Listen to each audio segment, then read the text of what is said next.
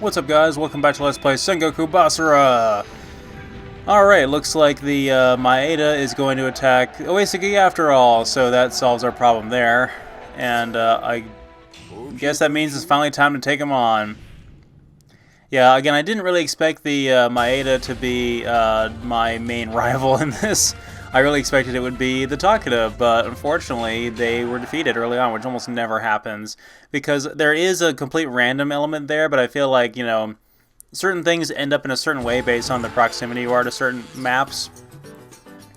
And there's certain characters you'll not get a certain character on the map. Like, only certain characters will you randomly get Akaji Mitsuhide. You'll get other people in his areas, if not him. So, he's... for some reason, they put him as a separate faction from the, from Oda Nobunaga. Even though they fight alongside each other for the majority of the anime. But anyway, I know the game came first, and I know that, there are plot reasons for this, and I'll address that when we get to his level. In the meantime, we are going to attack Kaga, which is where the Maeda are. And they're a relatively peaceful tribe, honestly.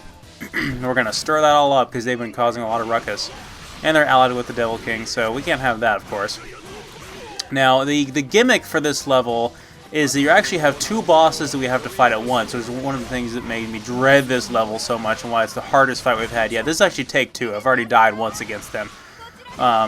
This bridge we're coming up on right here has a couple of enemies with the treasure boxes on the left, and on the right there's some archers over there. So I'm just going to skip all this because I want to get to the boss as fast as possible, because like I said, the gimmick here is that Toshiie and Matsu are constantly trying to get to one another. And if you watch my Devil King's comparison to the main game here, you have already seen this level. And I went in a completely different direction for that one. I showed off this ridiculous walking mammoth enemy, which still exists in this version of the game, but this is not the level that we'll be demonstrating it on. We'll demonstrate that later.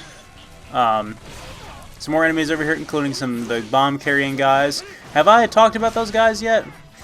I don't think we've seen those guys yet, actually. That's a new enemy type. The guys that... suicide bombers, essentially, is what they are.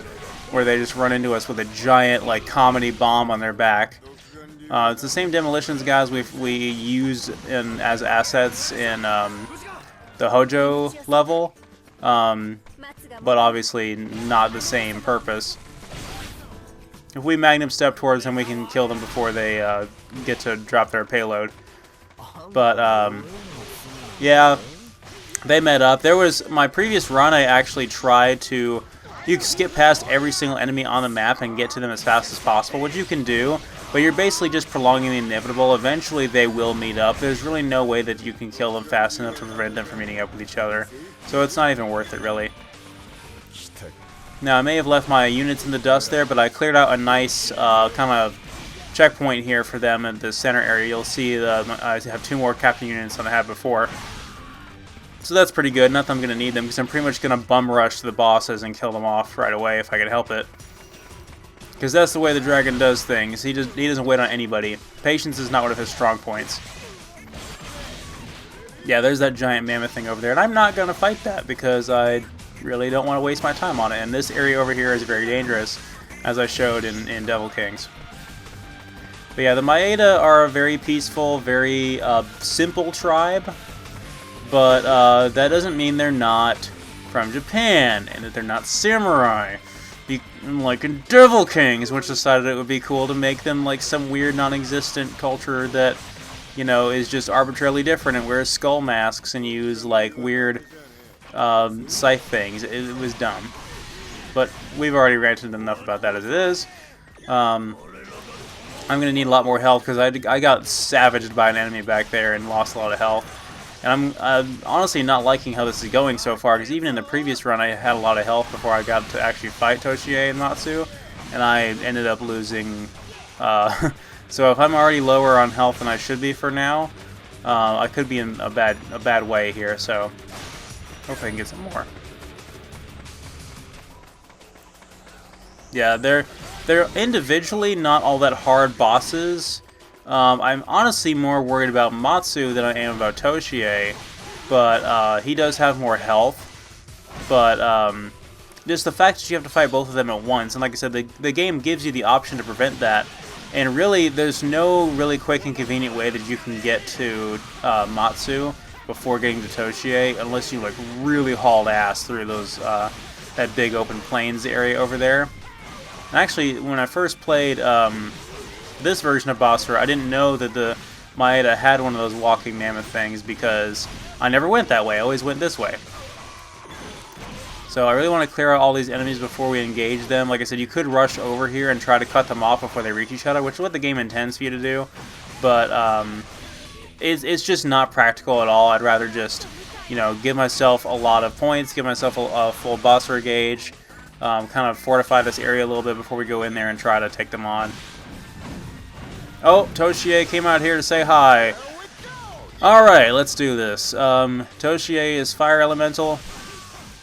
And he wields a spear much like, I think he uses the same, yeah, he does, as I said before, he uses the same melee combos as Ieyasu does.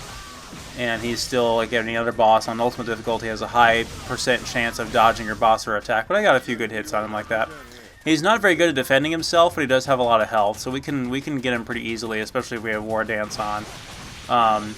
Now, Matsu, on the other hand, mimics the movements and fighting. She's basically a palette swap of Uesugi Kenshin, and having Uesugi Kenshin and Ieyasu essentially is what we're fighting. That's pretty tough. She does not have nearly as much health, but she's very, very fast, and she's Ice Elemental, so she will freeze us with her attacks, leaving us more vulnerable. So, really, this is a bad place to be with all these guys. Now, Toshiie just used his secondary attack there. It's like a claw sweep thing. Now, I like Toshie's weapon. This is obviously all the... when you're playing on a higher difficulty, the enemies have higher level weapons. I think when you play on ultimate difficulty, they have either their second to last weapon or their ultimate weapon. And you can see, like, the higher level you are, depending on what you're fighting is going to depend on the level of the enemy and what kind of weapon they have. But all of Toshie's spears are basically pitchforks, like they're three-pronged pitchforks. And it seems kind of strange. I like playing as Toshiie, actually, even though he was never really one of my favorite characters in the anime. He's just this ugly dude that insists on wearing no clothes and has scars all over him. But having all these enemies nearby actually does help a little bit, because by being able to cleave through all of them, we can get some more health back. And sometimes, you know, if one of them dodges your boss or attack, if you can keep the flurry up consistently enough, you can get at least 1 or 2 hits on each of them. Well, Toshiie, I figured it'd be the honorable thing to do to kill you first instead of your wife, but if she gets in the way, I might just have to make an exception. Yeah, with War Dance, she's really taking damage fast. Really fast. Like I said, you can't be too careful because she can just savage you quickly with her ice attacks. Uesugi Kenshin is just really fast, and with her having that same fight style is especially difficult. But in the, yeah, she's almost dead. She's really, I think she might be weak to electricity or something, like I'm not sure. Alright, Toshiie, it's you and me now, man to man. Now, in the anime, Matsu fights with a polearm similar to what Toshiie has there, but it's a more traditional Japanese type of polearm. I'm not sure what the actual name is for it, but it essentially has a curved blade at the end similar to a katana, but it's on obviously a polearm. And Toshie's is just, like I said, some ridiculous pitchfork because he's a very non-contemporary fighter. I really like Toshie's voice in the English dub, though, for the anime, and he was one of the people that directed the dub, and he's just a funny guy, and he's really into the story, it seems like, or at least if you listen to the commentary. We'll talk more about that when we get to Basara 2 and some of the other characters. He's being quite stubborn, but I have this fight in the bag now. I mean, it was just getting down to one opponent that was the hard part. Like, them individually are pretty easy, but just fighting both of them at the same time, especially if you're trying to concentrate on Toshiie first, and Matsu just comes up and savages you with her ice attacks.